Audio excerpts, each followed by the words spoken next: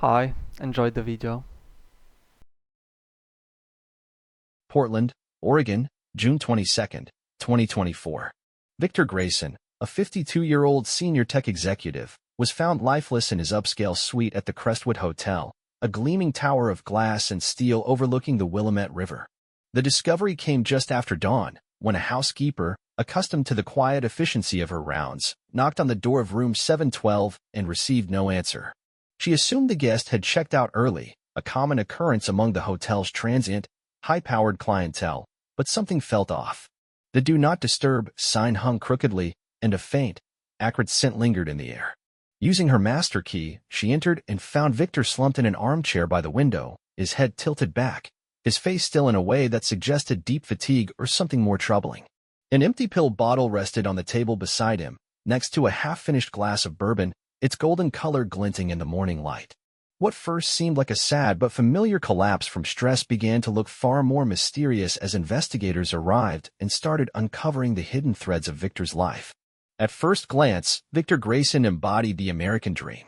As a vice president at Pinnacle Tech, a cutting-edge software firm that had taken Portland's tech scene by storm, he was a figure of admiration and envy. His intellect was razor-sharp, capable of dissecting complex algorithms or negotiating multi-million-dollar deals with equal finesse. His charm was undeniable. Colleagues described him as the kind of man who could walk into a room and own it within minutes, his deep laugh and easy confidence disarming even the most skeptical clients. And his work ethic? Relentless. Victor was known to burn the midnight oil, often the last to leave the sleek, open-plan offices of Pinnacle Tech, where glass walls reflected the city's skyline and ambition hung thick in the air. His life was a curated masterpiece, a sprawling, modern home in the West Hills, its floor-to-ceiling windows offering panoramic views of the city, a garage stocked with a Tesla and a vintage Porsche, and a marriage to Clara Grayson, his wife of nearly 2 decades that seemed to epitomize stability and success. To the outside world, Victor and Clara were a power couple straight out of a glossy magazine spread. Clara, with her poised elegance and quiet strength, complemented Victor perfectly. She was often seen at his side during company galas, her tailored dresses accentuating her graceful figure, her smile warm but reserved. They hosted lavish dinner parties at their home, where Portland's elite mingled over artisanal cocktails and plates of locally sourced cuisine, the hum of conversation punctuated by Victor's booming anecdotes and Clara's soft laughter. Friends spoke of Victor's devotion. He'd recount stories of their early years together, when he was just a junior coder with big dreams, and Clara, then a graphic designer, had believed in him when no one else did. "She's my rock," he'd say, raising a glass to her across the room, and the sincerity in his voice made it easy to believe. But beneath this polished veneer, cracks were forming, subtle at first, then impossible to ignore. Victor's ascent at Pinnacle Tech hadn't come without cost. His role demanded long hours, strategy sessions that stretched into the night, client dinners that blurred into early mornings, and business trips that took him across the country and occasionally abroad. Once, Clara had taken pride in his ambition. She'd admired the fire that drove him, the way he'd sketch out ideas on napkins during their dates or wake up at dawn to tweak a pitch. But as the years passed, that fire began to burn away the time they spent together. Dinners grew solitary for Clara, the dining table set for one as she ate reheated leftovers, the clink of her fork against the plate echoing in the silence. Phone calls went unanswered. Victor would text back hours later, "Caught up in a meeting, love you," but the brevity stung. Late nights at the office became his norm, and Clara learned to stop waiting up, though the empty side of their king-sized bed felt colder each time. Their home, a marvel of contemporary design with its exposed beams and minimalist decor, began to lose its warmth. It was a showpiece, perfectly staged with mid-century furniture, abstract art on the walls, and a manicured lawn that rivaled a botanical garden, but it felt more like a museum than a sanctuary. Clara spent evenings alone, the soft glow of the television her only companion as she flipped through channels, the sound a futile attempt to fill the void. She'd wander the house sometimes, tracing her fingers along the smooth granite countertops or staring out at the city lights, wondering when it had all started to feel so hollow. Victor's absence wasn't new, but it had morphed into something heavier, something she couldn't dismiss as easily as she once had. She'd adapted to it, yes, learned to smile through the loneliness, to nod when friends asked how Victor was doing, but adaptation didn't erase the ache. In Portland's tight-knit social circles, whispers began to stir. At first, they were faint, murmurs at wine tastings or charity auctions, pass between sips of Pinot Noir and bites of artisanal cheese. "Victor's always working," someone would say, and another would nod knowingly, adding, "Clara must get lonely up in that big house." Neither Victor nor Clara acknowledged the chatter, at least not publicly. Clara kept her head high. Her responses to inquiries about Victor polished and vague. "Oh, you know how it is. The tech world never sleeps," while Victor waved off any suggestion of strain with a laugh and a quip about needing a vacation. But the rumors persisted, fueled by subtle shifts that those closest to them couldn't ignore. Victor's career was a juggernaut, barreling forward at a pace that left little room for anything or anyone else, and Clara was beginning to feel like a passenger left behind. As the summer of 2024 approached, the tension beneath their perfect facade simmered, unnoticed by most but palpable to those who dared to look closer. Victor's life, so meticulously constructed, was teetering on the edge of something unknown, and the events of June 22nd would soon expose just how fragile it had become. For now, though, the world saw only the glossy surface, the executive, the wife, the dream, and assumed it was enough. Victor Grayson's meteoric rise at Pinnacle Tech had always been a point of pride for Clara, a testament to the dreams they'd once shared over late-night coffee in their cramped apartment years ago. But by the spring of 2024, that pride had eroded into something quieter, something tinged with resignation. His schedule had become a relentless beast, board meetings that stretched past midnight, red-eye flights to San Francisco or New York, and endless streams of emails that kept his phone buzzing even during the rare moments he was home. Clara had once thrived on supporting him, cheering his promotions and hosting colleagues in their West Hills home, but now those efforts felt like relics of a different life. The distance between them wasn't just physical anymore.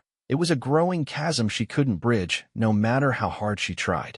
Victor's absences left Clara adrift in their sprawling house, its high ceilings and open spaces amplifying her solitude. She'd taken to redecorating in small bursts, swapping out throw pillows, rearranging bookshelves, anything to fill the hours. But the changes felt superficial, unable to mask the emptiness that settled in each night. She'd sit on their leather sectional, a glass of Chardonnay in hand, staring at the flickering TV screen without really watching, the sound a dull hum against her thoughts. Friends noticed her withdrawal, though she waved it off with a tight smile. "He's just busy," she'd say, her voice steady despite the ache behind it. At galas and fundraisers, she played her role flawlessly, greeting guests, laughing at the right moments, but those closest to her saw the strain in her eyes, the way her gaze lingered on Victor when he was present, searching for something she couldn't name. Portland's elite circles, always hungry for gossip, began to murmur. It started innocently enough, comments about Victor's long hours, speculation about how Clara managed alone. But over time, the whispers took a sharper edge. "He's been seen downtown a lot lately," a tech investor remarked at a cocktail party, swirling his drink. "Not always with clients, either." Another chimed in, "And that assistant of his, Sophie Bennett, she's always with him." The rumors spread like wildfire through the city's social scene, fueled by Victor's increasing closeness with Sophie, a 29-year-old rising star at Pinnacle Tech. Sophie was sharp, ambitious, and perpetually at Victor's side, managing his calendar, accompanying him on trips, handling the minutiae of his professional life with an efficiency that bordered on intimacy. To most, it was just business. Sophie was good at her job, and Victor relied on her. But to others, their dynamic raised eyebrows. Clara had met Sophie plenty of times, at company picnics, holiday parties, the occasional dinner when Victor brought work home. She was striking tall, with auburn hair pulled into a sleek ponytail, her tailored blazers and confident stride exuding competence. Clara had liked her at first, appreciated her warmth and the way she'd laugh at Victor's dry humor. But as the months wore on, Clara couldn't ignore how often Sophie's name came up in Victor's stories, how she seemed to know details about his day that Clara didn't. "Sophie booked the flight," he'd say, or "Sophie caught an error in the proposal." It was innocent enough, but it gnawed at Clara, a quiet reminder of how much of Victor's life she no longer shared. The rumors reached Clara eventually, carried by well-meaning friends who couldn't resist the urge to check in. One afternoon, over coffee at a sleek cafe downtown, her friend Mia leaned in, lowering her voice. "People are talking, Clara. About Victor and Sophie." I didn't want to say anything, but she trailed off, watching Clara's reaction. Clara forced a laugh, stirring her latte with more force than necessary. "It's nonsense," she said firmly. "He's married to his job, not her." Mia nodded, unconvinced, her eyes soft with pity. Clara hated that look, hated how it made her feel small, but it planted a seed of doubt she couldn't shake. At home, the signs were subtle but mounting. Victor's text grew shorter, his excuses vaguer. Running late, big deadline, he'd message, and Clara would stare at the screen, wondering why he didn't call anymore. She'd catch whiffs of a cologne she didn't recognize on his jackets, sharp and citrusy, nothing like the woodsy scent he'd worn for years. Once, she found a receipt in his pocket, a dinner for two at a restaurant they'd never visited together, dated a night he'd claimed to be working late.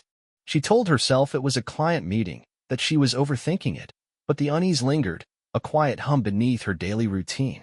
Victor, meanwhile, seemed oblivious, or perhaps indifferent, to the growing tension.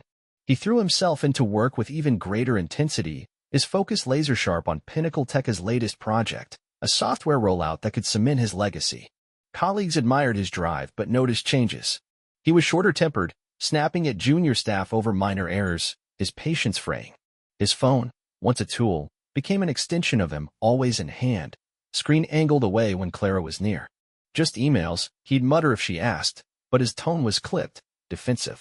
At company events, he and Sophie moved as a unit, her handing him notes, him leaning in to whisper something that made her smile. Observers debated whether it was flirtation or familiarity, but the optics were undeniable. Clara clung to her public persona, hosting brunches and attending charity auctions with the same grace she'd always shown.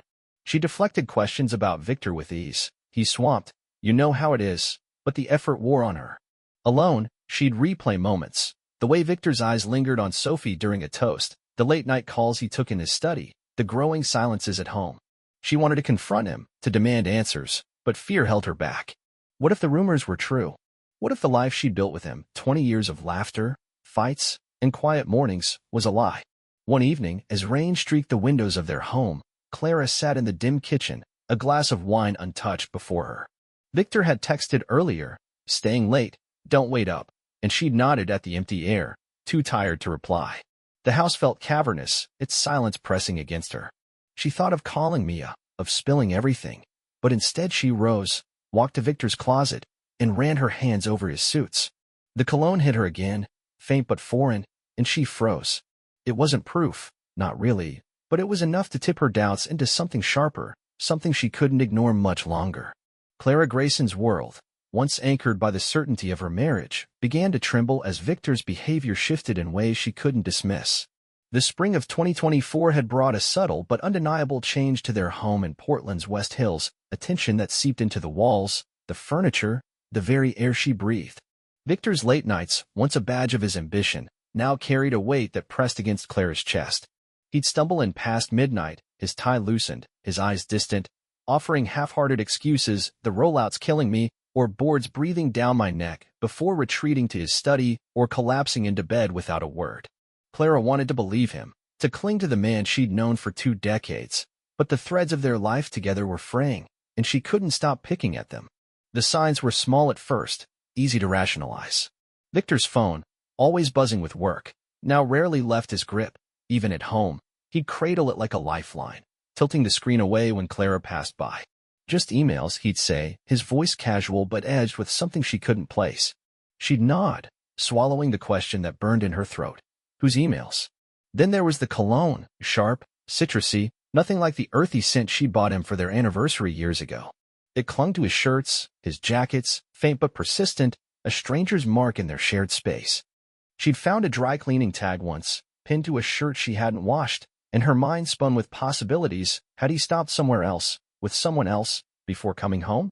Friends began to notice, their observations slipping into conversations like unwanted gifts. One sunny afternoon in May, Clara met her friend Mia at a bustling cafe on Northwest 23rd Avenue, the air thick with the scent of espresso and fresh pastries. Mia stirred her cappuccino, her eyes soft but probing. "I saw Victor downtown last week," she said, hesitating. "At that new wine bar, Vintner's Loft. With Sophie." Clara's stomach tightened, but she forced a smile. "Business dinner, I'm sure," she replied, her tone light despite the heaviness settling in her chest. Mia didn't push, but her silence spoke volumes, and Clara spent the rest of the day replaying the words, picturing Victor and Sophie clinking glasses in a dimly lit booth. Sophie Bennett was impossible to ignore. At 29, she was a force at Pinnacle Tech, smart, poised, and fiercely loyal to Victor. Clara had always admired her, even liked her, but now every memory of Sophie felt tinged with suspicion. She'd see her at company events, her auburn hair catching the light, her laugh bright as she handed Victor a drink or leaned in to murmur something only he could hear. Their rapport was seamless, a dance of familiarity that Clara couldn't replicate anymore. She'd catch herself staring, analyzing, was that smile too warm, that touch on his arm too lingering? She hated the paranoia creeping into her thoughts, but it was there, a quiet drumbeat she couldn't silence. The rumors didn't help. Portland's tech scene was a small world, and gossip traveled fast. At a charity auction in early June, Clara overheard two women whispering near the silent auction table. Victor and Sophie were at the coast last month, one said, her voice low. A work trip, supposedly. The other smirked. Sure, work? Clara puts up with a lot. Clara turned away, her face burning, pretending to study a painting up for bid. She didn't confront them, she couldn't, but the words lodged in her mind, sharp and unyielding. Later, she asked Victor about his recent trips, keeping her tone casual. Oh, just the usual client meetings, he'd said, barely looking up from his phone. She didn't press, but the vagueness gnawed at her. Victor's changes weren't just at home. At Pinnacle Tech, colleagues noticed a shift in his demeanor. He'd always been intense, but now he was prickly, snapping at assistants over formatting errors, cutting meetings short with curt nods. His phone was a constant distraction. He'd check it mid-sentence, his brow furrowing at whatever he saw. Some swore they'd spotted him with Sophie outside work, grabbing coffee at Stumptown, lingering in the parking lot after hours. They're just close, a junior developer shrugged when asked, but the hesitation in his voice suggested more. Sophie, for her part, remained unfazed by the chatter. She moved through the office with quiet confidence, her proximity to Victor a shield against the whispers. She never addressed the rumors, her silence a wall that invited speculation. Clara's unease found an unexpected echo in Ethan Caldwell, Sophie's fiancé. Ethan, a 32-year-old contractor with a broad smile and a penchant for overanalyzing, had been with Sophie for years. Clara knew him from occasional run-ins at the gym, at a barbecue Victor had hosted last summer. He'd always been chatty, a little intense, but lately, he seemed on edge.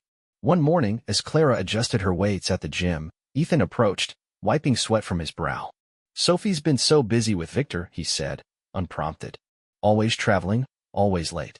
She says it's work, but he trailed off, laughing nervously. Guess I'm just paranoid, huh? Clara murmured something vague, but his words stuck with her, a mirror to her own doubts. At home, Victor's restlessness grew. He'd pace the living room at night, the hardwood creaking under his steps, or take long showers that filled the house with steam. Clara would lie in bed, pretending to sleep, listening to the rhythm of his movements, wondering what kept him so agitated. One night, she heard him in his study, his voice low and urgent on the phone. Not now, we'll figure it out, before the line went silent. When he slipped into bed beside her, he lay stiffly, staring at the ceiling, his breathing uneven.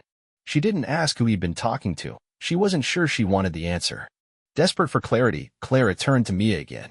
Over lunch at a quiet bistro, she let her guard slip. He's different, Mia, she said, twisting her napkin. Like his mind somewhere else. Mia studied her, then sighed. If you think something's wrong, Clara, you need to talk to him. Really talk. Clara nodded, but the idea terrified her. Confrontation meant risking the truth, and the truth might shatter everything she'd held on to. She kept up appearances, smiling at events, deflecting questions, but the effort was exhausting. Nights grew restless. She'd scroll through old photos on her phone, Victor's arm around her at the beach, their faces sunlit and carefree. Now, he felt like a stranger. The perfect life she'd built was crumbling, and Clara was left wondering if she'd ever truly known the man she'd married. Clara Grayson had spent weeks wrestling with her doubts, trying to stitch together the fragments of her marriage with threads of denial. By early June 2024, the effort was wearing thin. Victor's evasiveness, the cologne on his clothes, the hushed phone calls, they were no longer just shadows in her mind. They were glaring spotlights she couldn't ignore.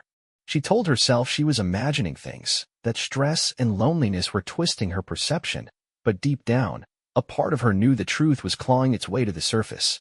And one humid evening, as Portland's skies hung heavy with the promise of rain, that truth broke free in a way she couldn't unsee. It wasn't her intention to snoop. Clara had always prided herself on trust, on being the kind of wife who didn't need to check Victor's pockets or question his late nights. But that night, Something snapped. Victor had come home earlier than usual, his jaw tight, his movements hurried. He'd kissed her cheek, a perfunctory gesture, muttered something about a quick dinner meeting, and left again, his car peeling out of the driveway with unusual speed. The house settled into its familiar silence, but Clara's mind wouldn't. She paced the kitchen, her bare feet cold against the tiles, replaying every odd moment of the past months. Then, almost without thinking, she found herself at his desk in the study, his laptop glowing softly in the dim room. She hesitated, her fingers hovering over the keys. This wasn't her. She didn't invade his privacy. But the pull was too strong. Telling herself she just needed reassurance, she logged in. Victor had never changed his password from their anniversary date, and clicked on his email. The inbox was a mess of unread spam and work threads, but buried among them was a message that stopped her cold, a reservation confirmation from the Crestwood Hotel, a sleek downtown spot Victor often used for client stays. The booking was for the coming weekend, a suite for two, and Clara knew he had no business trips planned.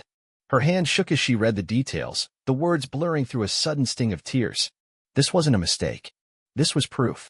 For a long moment, she sat there, staring at the screen, the hum of the laptop the only sound in the room. Her mind raced. Could it be a surprise for them? A getaway he hadn't mentioned? But the excuses crumbled as fast as she built them. Victor hadn't planned a trip with her in years, and the secrecy of it, tucked away in his inbox, screamed of something else. Something or someone he didn't want her to know about. The realization hit like a punch, stealing her breath, leaving her numb. She closed the laptop, her movements slow and deliberate, and sat in the dark, letting the weight of it sink in. Sleep eluded her that night, her thoughts a storm of anger and betrayal. By Friday, she'd made a decision. She had to see it for herself. If Victor was lying, she needed proof, not just suspicions. When he left that evening, dressed in a crisp blazer and claiming another work dinner, Clara waited 10 minutes, then grabbed her keys. Her heart pounded as she followed his Tesla through Portland streets, keeping her distance, her headlights dimmed. When he pulled into the Crestwoods valet lane, she parked across the street, watching as he handed over his keys and strode inside, his posture relaxed, confident. She gripped the steering wheel, her knuckles white, waiting. Minutes later, Sophie Bennett arrived. Clara's breath caught as Sophie stepped out of a rideshare, her auburn hair loose, her dress hugging her frame, a far cry from the professional attire Clara associated with her. Sophie's smile was bright as she met Victor in the lobby, their heads tilting toward each other in a way that felt too familiar, too intimate. Clara's chest tightened, rage and hurt warring inside her. She couldn't watch anymore. Something snapped, propelling her out of the car and across the street, her heels clicking against the pavement with purpose. The Crestwoods lobby was all polished marble and soft lighting, but Clara barely registered it as she stormed in. She spotted them near the elevators, Victor's hand brushing Sophie's arm, her laugh echoing faintly. "Victor." Clara's voice cut through the air, sharp and raw. He froze, his eyes widening as he turned to face her, shock etched across his features. Sophie stepped back, her face paling, her hands clutching her purse like a shield. The air thickened with tension as guests glanced over, sensing a scene unfolding. "What the hell is this?" Clara demanded, her voice low but trembling with fury. Victor opened his mouth, scrambling for words. "Clara, it's not. It's just a meeting," he stammered. But the lie was flimsy, crumbling under her glare. "A meeting," she spat. "In a hotel suite? With her?" She jabbed a finger towards Sophie, who flinched but said nothing, her eyes darting between them. Clara's anger boiled over. "How long, Victor? How long have you been lying to me?" He raised his hands, placating, but his excuses, work stress, misunderstandings, rang hollow. She wasn't buying it anymore. Sophie broke her silence, her voice shaky. "Clara, I'm sorry, it was a mistake. I swear." Before Clara could respond, Sophie turned and fled toward the exit, her heels echoing as she disappeared into the night. Victor stood alone now, facing Clara's wrath. "Let's go home," he said quietly, reaching for her arm. She yanked away. "Don't touch me," she hissed, turning on her heel and storming out, leaving him stranded in the lobby. The drive home was a blur, her vision clouded with tears she refused to let fall. She gripped the wheel, her mind replaying every moment of their marriage, every promise, every smile now tainted by this betrayal. She'd given him everything, years of support, a home, a life, and he'd thrown it away. For what? A fling with his assistant? The humiliation burned, but beneath it was a deeper wound, the loss of the man she'd loved, the life she believed in. In the days that followed, Clara retreated. She ignored calls from friends, declined invitations, and stayed locked in the house that no longer felt like hers. Victor returned the next morning, promising to end things with Sophie, begging for forgiveness, but his words felt empty. The damage was irreparable. Their home became a battlefield, silences heavy with resentment, conversations clipped and cold. Clara didn't know what came next, but one thing was certain: she'd never see Victor the same way again. The aftermath of Clara Grayson's confrontation with Victor at the Crestwood Hotel rippled through their lives like a stone dropped into still water, its waves spreading far beyond the polished marble lobby. By mid-June 2024, the facade of their perfect marriage, so carefully maintained for Portland's elite, had shattered, and the pieces were too jagged to fit back together. Clara had returned home that night, her mind a tempest of rage and grief, and locked herself in the guest room, unwilling to share the bed where Victor's betrayal now lingered like a ghost. When he slunk back the next morning, his eyes bloodshot and his voice hoarse with apologies, she met him with silence, a wall of ice he couldn't breach. Victor tried to repair the damage, his words tumbling out in desperate bursts. "It's over with Sophie, Clara. I swear it," he said, pacing the kitchen, his hands raking through his graying hair. "It was a mistake, a stupid lapse. I'll do anything to fix this." But Clara stood by the sink, staring out at the rain-soaked garden, her arms crossed tight across her chest. His promises felt like ash in her mouth, tasteless, meaningless. "You humiliated me," she finally said, her voice low and steady despite the tremor inside. "You humiliated us." Victor flinched, but he didn't argue. He moved back into their bedroom, but the house remained a war zone, every glance loaded, every word a potential spark. Clara withdrew from the world she'd once ruled. The charity galas, brunches, and neighborhood gatherings where she'd been a fixture went on without her. She sent vague excuses, headaches, a cold, but the truth was she couldn't face the pitying stares, the whispers she knew were circulating. Friends called, their voices soft with concern, but she let them go to voicemail, unable to summon the energy to pretend. When she did venture out to the grocery store, the bank, her sunglasses stayed on, her head down, as if she could shield herself from the inevitable gossip. Portland's elite had a long memory, and Clara's fall from grace was too juicy to ignore. The rumors took on a life of their own. At a tech conference happy hour, a colleague of Victor's speculated over beers. Clara caught him red-handed, hotel and all. "She's furious." Another nodded, "Heard she's lawyering up already." The story grew with each retelling. Some said Clara had thrown Victor's clothes into the street, others that Sophie had been fired on the spot. None of it was true, but the embellishments didn't matter. The narrative had shifted, and Clara was no longer the poised wife but the scorned woman, a role she despised but couldn't escape. Victor felt the fallout too. At Pinnacle Tech, his once unassailable reputation wavered. Colleagues noticed his distraction, missed deadlines, curt emails, and clients whispered about the scandal tarnishing the company's image. "He's not himself," a project manager confided to a friend. "Too much drama at home." Victor buried himself in work, hoping to outrun the shame, but it followed him, a shadow he couldn't shake. He avoided Sophie at the office, relegating their interactions to stiff emails, but the damage was done. Everyone knew, and the air buzzed with unspoken judgment. Sophie's life unraveled in parallel. Her fiancé, Ethan Caldwell, learned of the affair within days. Whether from Sophie's tearful confession or the rumor mill, Clara didn't care to know.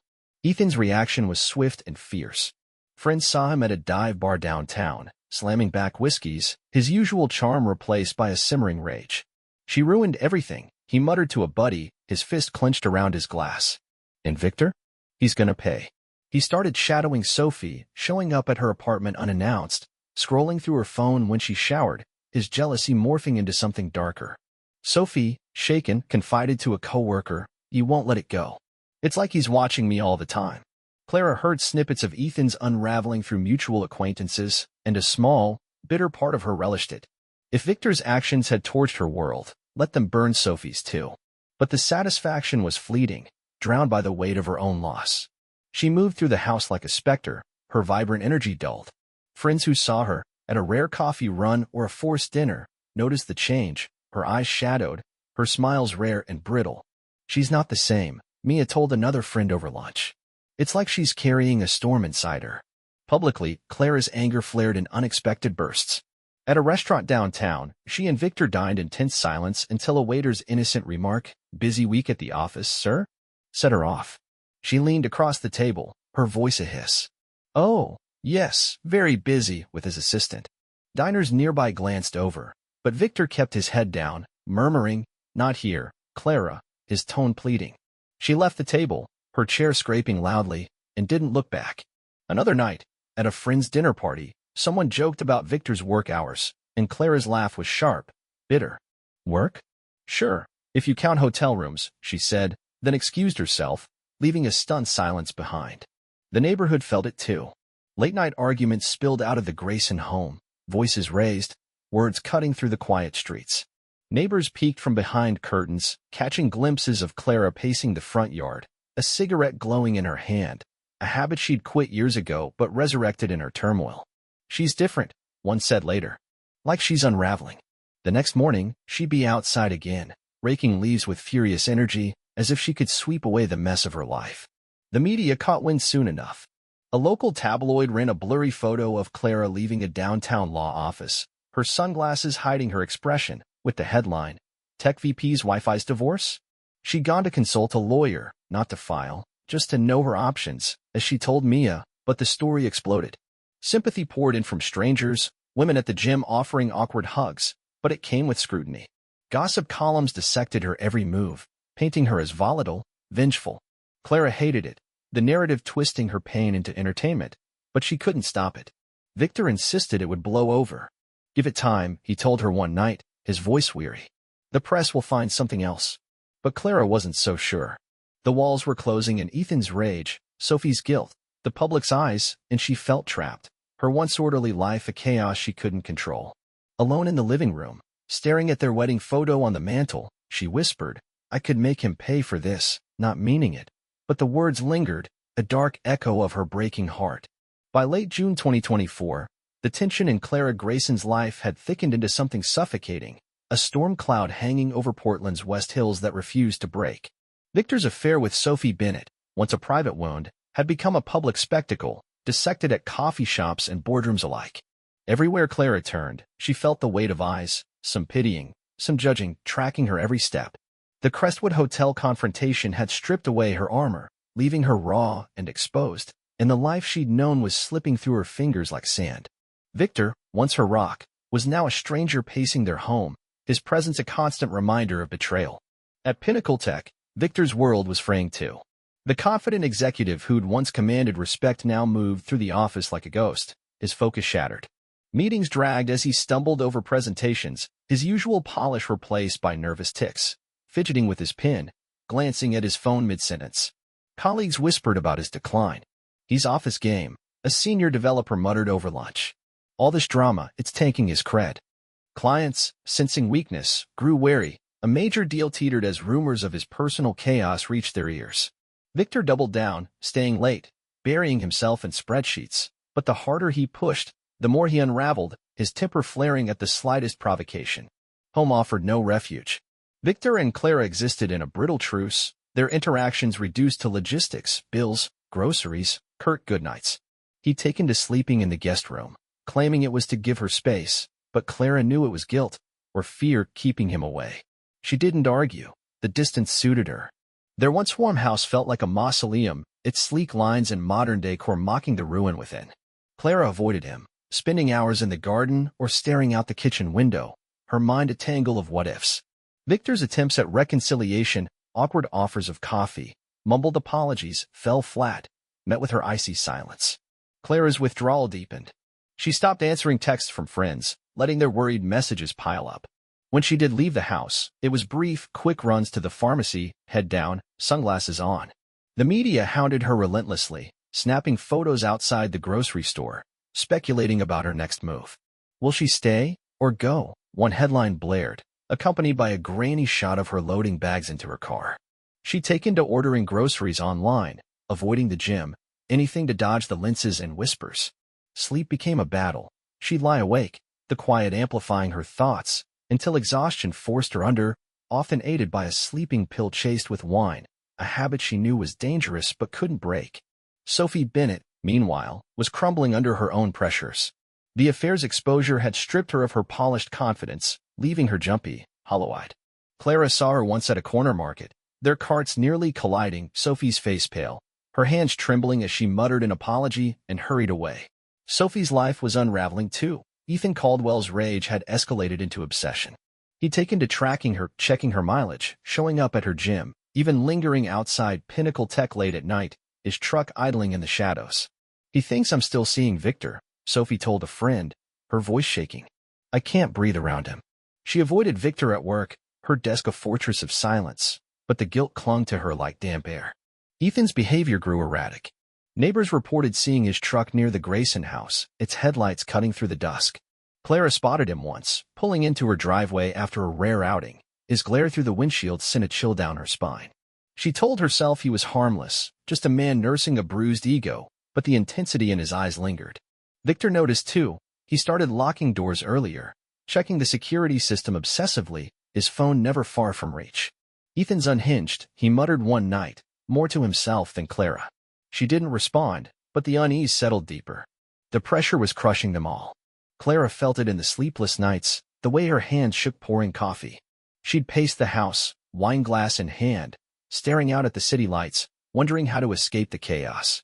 Victor's paranoia grew. He'd jump at every notification, snap at Clara over trivialities like a misplaced remote. "I'm trying here," he'd growl, but she'd just turn away, too drained to fight. One night, she overheard him in the guest room, his voice low on the phone. "Handle it. I don't care how," and her pulse quickened. Who was he talking to? Sophie? Someone else? She didn't ask, but the question gnawed at her. The media frenzy didn't relent. Reporters camped near the house, their cameras flashing whenever Clara stepped outside. Tabloids spun wild tales, Clara plotting revenge, Victor spiraling into ruin. She stopped reading them, but the headlines seeped through anyway, carried by well-meaning neighbors or Mia's hesitant updates. "They're saying you're unstable," Mia told her over the phone, voice soft. Clara laughed bitterly. Maybe they're right. She didn't feel unstable, just broken, adrift in a life she no longer recognized. Sophie's absence from social circles fueled more speculation. She'd stopped going to company events, her once active Instagram dormant. Rumors swirled. Had she quit? Moved away? Ethan's presence loomed larger. A barista downtown swore he'd seen him arguing with Sophie outside a cafe, his voice loud, her face tear-streaked. Clara didn't care to verify it. Her own pain left little room for Sophie's. But Ethan's fixation on Victor was harder to ignore. "He blames him for everything," a mutual friend warned Clara one day. "Watch out." Victor downplayed it all. "It'll settle," he told Clara one evening, his tone forced. "We just need to ride it out." But she saw the fear in his eyes, the way he double-checked the locks. She didn't believe him. The storm wasn't settling. It was building. She felt it in her bones, a premonition she couldn't shake. Something was coming, something dark, unstoppable, and none of them would emerge unscathed. Alone one night, Clara stood at the guest room door, listening to Victor's restless breathing through the wood. She thought of their early days, his goofy grin, their shared dreams, and wondered where that man had gone. The stranger inside was all that remained, and she wasn't sure she could live with him anymore. The storm was close now, its thunder rumbling in the distance, and Clara braced herself for the deluge. The tension in the Grayson household had been simmering for weeks, a pot left too long on the stove, and on the night of June 21st, 2024, it finally boiled over. Clara and Victor had danced around each other all day, their exchanges clipped and brittle, over the coffee maker's gurgle, the TV's drone, the mundane details of a life unraveling. By dinner, the air was thick with unspoken accusations, and what started as a petty spat over a spilled glass of wine erupted into a full-blown war. Clara stood in the kitchen, her hands gripping the marble counter, her voice rising with every word. "I'm done, Victor, done with the lies, the excuses," she shouted, her face flushed with months of pin-up rage. Victor paced, his tie askew, his own frustration spilling out. "I can't keep doing this either, Clara. You think I wanted it to end up like this?" The fight escalated fast, years of hurt hurled like grenades. Clara accused him of ruining their life, of choosing Sophie over her, her words sharp and cutting. Victor fired back, his voice low but furious. "You've made it hell here. I needed an escape." Plates clattered, a wine glass shattered against the floor, its shards glinting in the harsh light.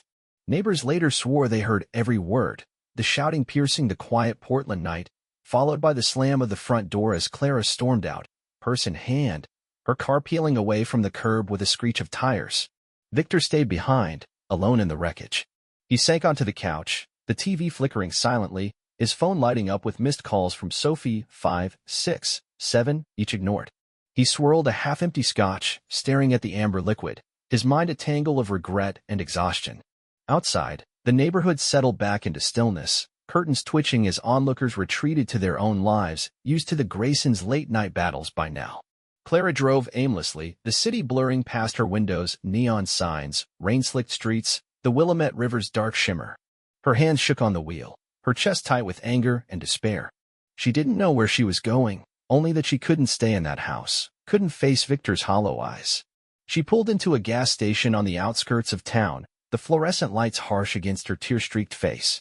Security cameras caught her there, leaning against her car, staring into the night for nearly half an hour, lost in the wreckage of her thoughts. When she finally drove off, the destination still eluded her, but returning home felt impossible. Across town, Sophie sat curled on her apartment couch, her phone clutched tight, debating another call to Victor. Guilt gnawed at her, guilt for the affair, for Ethan's unraveling, for the chaos she'd helped unleash. She tried reaching Victor all evening, needing to talk, to end whatever lingered between them, but he wouldn't answer. She silenced her phone, tears pricking her eyes, telling herself it was over for real this time. But doubt lingered. Victor wasn't one to let go easily, and she feared what his silence meant. Meanwhile, Ethan Caldwell watched from the shadows. His obsession had grown into a dark fixation, his truck a constant presence near Sophie's apartment, Pinnacle Tech, and now the Crestwood Hotel, where Victor had retreated before. That night, witnesses saw him parked near the hotel, cigarette smoke curling from his window, his eyes fixed on the entrance. He'd been tracking Victor for weeks, convinced the affair wasn't dead, his anger a slow-burning fuse. "He took everything from me," he'd growled to a friend earlier that day, his voice thick with venom.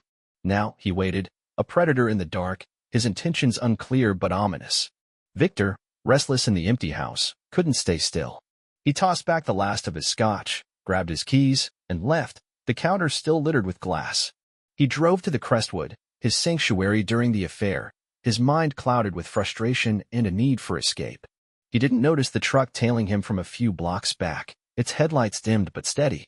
At the hotel, he checked in with a tired nod to the desk clerk, who recognized him, as always, and took the elevator to room 712, the same suite where his life had begun to unravel. Inside, he dropped his jacket on the bed, sank into the armchair, and stared out at Portland's skyline, the lights a blur through his haze. Clara returned home in the early hours, exhausted, numb. She sat in her car in the driveway, staring at the house, lights still on, Victor gone. She didn't care where he was, the fight had drained her last reserves. Inside, she poured a drink, swallowed 2 sleeping pills, and collapsed into bed, the silence heavier than ever. Sleep came fitfully, fractured by dreams of shattered glass and Victor's pleading voice. At Pinnacle Tech earlier that day, Victor had been a shell, distant, barely responding in meetings, his usual charisma buried under strain. "He's got a lot on his mind," a coworker had said, shrugging off his odd behavior. No one pressed. They'd seen him slipping for weeks. Now, in the hotel room, he pulled out his phone, staring at Sophie's missed calls, 8 now, but didn't dial. He set it aside, leaned back, and let the quiet swallow him, unaware of the eyes watching from below. Sophie checked her phone one last time, saw Victor hadn't called back, and sighed. She hesitated, then put it down, curling into bed, the weight of her choices pressing down. She'd regret not answering later, but for now, exhaustion won.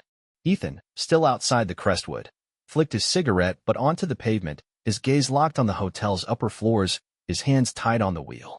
The city slept around them, oblivious to the threads tightening Clara's retreat, Victor's escape, Sophie's guilt, Ethan's rage. The neighborhood lights dimmed, the streets hushed. Clara drifted into uneasy sleep, Victor sat lost in thought, Sophie clutched her phone, and Ethan waited, his presence a dark promise. The night stretched on, heavy with what was to come, the calm before a storm none of them could outrun. The morning of June 22nd, 2024, dawned gray and quiet over Portland, the city waking slowly under a blanket of mist. In the Grayson home, Clara stirred to an eerie stillness, the kind that follows a storm. The house was empty, Victor hadn't returned, and for once, she felt no urge to call him. She shuffled to the kitchen, her head pounding from pills and wine, and poured coffee, staring out at the fog-shrouded West Hills. Something felt off, a heaviness she couldn't name, but she brushed it aside, too weary to probe deeper. Across town, at the Crestwood Hotel, the day's first light revealed a scene that would soon shatter the fragile remnants of her world. A housekeeper, Maria Torres knocked on room 712's door at 7:15 a.m., her cart rattling softly in the hall. No answer.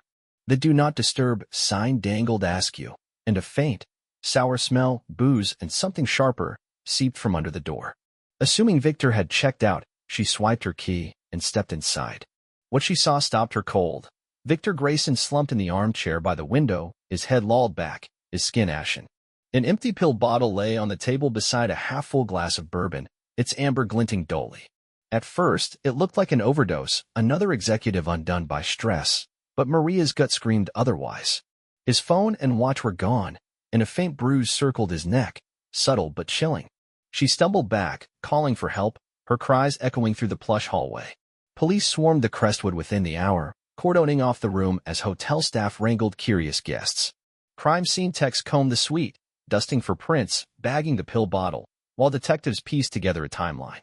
Initial reports leaned toward an accidental death, citing Victor's public struggles, but the bruise and missing items shifted the narrative. By noon, headlines blared across Portland, Tech VP lifeless in hotel mystery, and speculation ignited. All eyes turned to Clara. Her erratic behavior, public outbursts, the fight the night before made her an instant suspect. Detectives arrived at the Grayson home that afternoon, finding Clara composed but distant, her coffee cold on the counter. "I drove around last night," she told them, her voice flat. "After we argued. I needed air." Asked where, she hesitated. "Just around," and that pause fueled their doubts. Security footage from the gas station showed her there at 1 a.m., distressed, alone, but it didn't place her at the hotel. Still, the media pounced, painting her as a vengeful wife, tabloids recycling her. "I could make him pay," quip into a damning confession. Victor's colleagues fanned the flames, describing his recent unease. "He seemed off," a manager said. Said things were tense at home.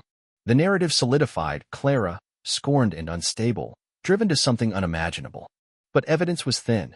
No DNA, no witnesses tying her to the Crestwood. Detectives dug deeper, turning to Ethan Caldwell next.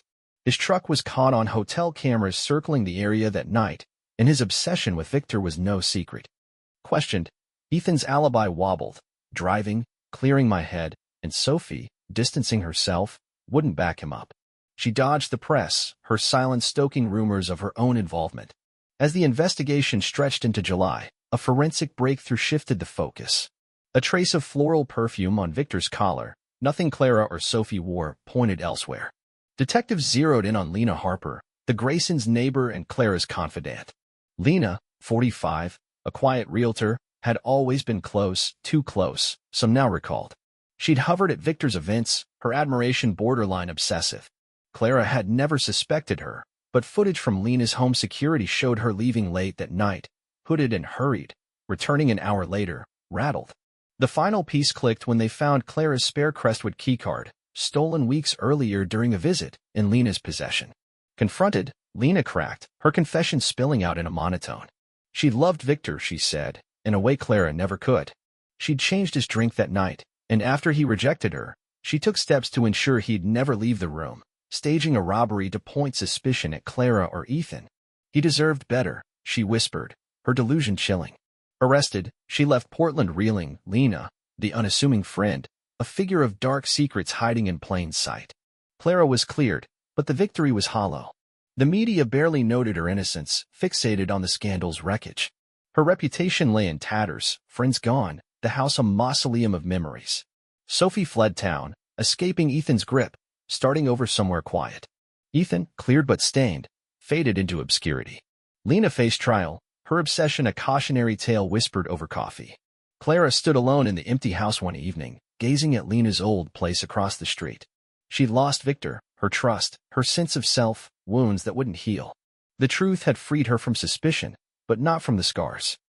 Thanks for watching. Bye.